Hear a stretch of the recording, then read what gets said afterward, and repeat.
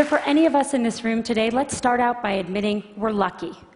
We don't live in the world our mothers lived in, our grandmothers lived in, where career choices for women were so limited. And if you're in this room today, most of us grew up in a world where we have basic civil rights. And amazingly, we still live in a world where some women don't have them. But all that aside, we still have a problem, and it's a real problem. And the problem is this: women are not making it to the top of any profession anywhere in the world. The numbers tell the story quite clearly. 190 heads of state, 9 are women. Of all the people in parliament in the world, 13% are women. In the corporate sector, women at the top, C-level jobs, board seats, tops out at 15–16%. The numbers have not moved since 2002 and are going in the wrong direction. And even in the nonprofit world, a world we sometimes think of as being led by more women, women at the top, 20%. We also have another problem, which is that women face harder choices between professional success and personal fulfillment. A recent study in the US showed that of senior managers, of married senior managers, 2/3 of the married men had children, and only 1/3 of the married women had children. A couple of years ago, I was in New York, and I was pitching a deal, and I was in one of those fancy New York private equity offices you can picture, and I'm in the meeting. It's about a 3-hour meeting, and 2 hours in, there's kind of needs to be that bio break, and everyone stands up, and the partner running the meeting starts looking really embarrassed. And I realize he doesn't know where the women's room is in his office. So I start looking around for moving boxes, figuring they just moved in, but I don't see any. And so I said, "So did you just move into this office?" And he said, "No, we've been here about a year." And I said, "Are you telling me that I am the only woman to have pitched a deal in this office in a year?" And he looked at me and he said, "Yeah, or maybe you're the only one who had to go to the bathroom." So the question is, how are we going to fix this? How do we change these numbers at the top? How do we make this different? I want to start out by saying I talk about this, about keeping women in the workforce, because I really think that's the answer. In the high-income part of our workforce, in the people who end up at the top Fortune 500 CEO jobs or the equivalent in other industries, the problem, I am convinced, is that women are dropping out. Now, people talk about this a lot, and they talk about things like flex time and mentoring and programs companies should have to train women. I want to talk about none of that today, even though that's all really important. Today, I want to focus on what we can do as individuals. What are the messages we need to tell ourselves? What are the messages we tell the women that work with and for us? What are the messages we tell our daughters? Now, at the outset, I want to be very clear that this speech comes with no judgments. I don't have the right answer. I don't even have it for myself. I left San Francisco, where I live, on Monday, and I was getting on the plane for this conference, and my daughter, who's 3, when I dropped her off at preschool, did that whole hugging the leg, crying, "Mom, you don't get on the plane" thing. This is hard. I feel guilty sometimes. I know no women, whether they're at home or whether they're in the workforce, that don't feel that sometimes. So I'm not saying that staying in the workforce is the right thing for everyone. My talk today is about what the messages are if you do want to stay in the workforce. And I think there are 3. 1, sit at the table. 2, make your partner a real partner. And 3, look at that, don't leave before you leave. Number 1, sit at the table. Just a couple weeks ago at Facebook, we hosted a very senior government official, and he came in to meet with senior execs from around Silicon Valley. And everyone kind of sat at the table, and then he had these 2 women who were traveling with him who were pretty senior in his department, and I kind of said to them, "Sit at the table, come on, sit at the table." And they sat on the side of the room. When I was in college, my senior year, I took a course called European Intellectual History. Don't you love that kind of thing from college? Wish I could do that now. And I took it with my roommate, Carrie, who was then a brilliant literary student and went on to be a brilliant literary scholar. And my brother, smart guy, but a water polo playing pre-med who was a sophomore. The 3 of us take this class together. And then Carrie reads all the books in the original Greek and Latin, goes to all the lectures. I read all the books in English and go to most of the lectures. My brother is kind of busy. He reads one book of 12 and goes to a couple of lectures, marches himself up to our room a couple days before the exam to get himself tutored.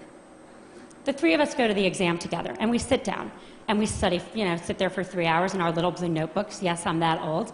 And we walk out, and we look at each other, and we say, how'd you do?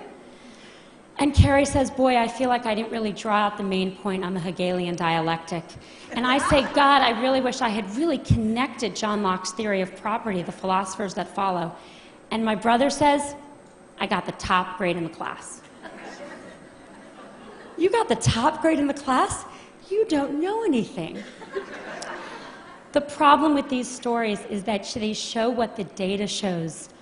Women systematically underestimate their own abilities. If you test men and women and you ask them questions on totally objective criteria like GPAs, men get it wrong slightly high and women get it wrong slightly low. Women do not negotiate for themselves in the workforce. A study in the last 2 years of people entering the workforce out of college showed that 57% of boys entering, or men, I guess, are negotiating their first salary, and only 7% of women.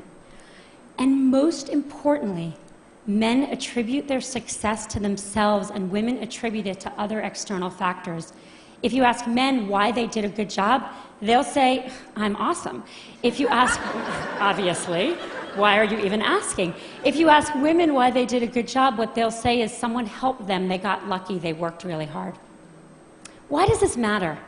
Boy, it matters a lot, because no one gets to the corner office by sitting on the side, not at the table. And no one gets the promotion if they don't think they deserve their success, or they don't even understand their own success. I wish the answer were easy. I wish I could just go tell all the young women I work for, all these fabulous women, believe in yourself, negotiate for yourself, own your own success. I wish I could tell that to my daughter.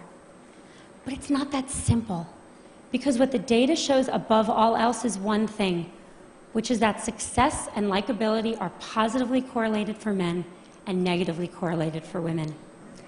And everyone's nodding, because we all know this to be true. There's a really good study that shows this really well. There's a famous Harvard Business School study on a woman named Heidi Roizen. And she's an operator in a in a company in Silicon Valley, and she uses her contacts to become a very successful venture capitalist. In 2002, not so long ago, a professor who was then at Columbia University took that case and made it Heidi Roizen. And he gave that case out, both of them, to 2 groups of students. He changed exactly one word, Heidi to Howard, but that one word made a really big difference. He then surveyed the students, and the good news was the students, both men and women, thought Heidi and Howard were equally competent, and that's good. The bad news was that everyone liked Howard. He's a great guy. You want to work for him. You want to spend the day fishing with him. But Heidi, not so sure. She's a little out for herself. She's a little political. You're not sure you'd want to work for her. This is the complication. We have to tell our daughter and our colleagues, we have to tell ourselves to believe we got the A, to reach for the promotion, to sit at the table. And we have to do it in a world where for them there are sacrifices they will make for that, even though for their brothers there will not. The saddest thing about all of this is that it's really hard to remember this, and I'm about to tell a story which is truly embarrassing for me, but I think important.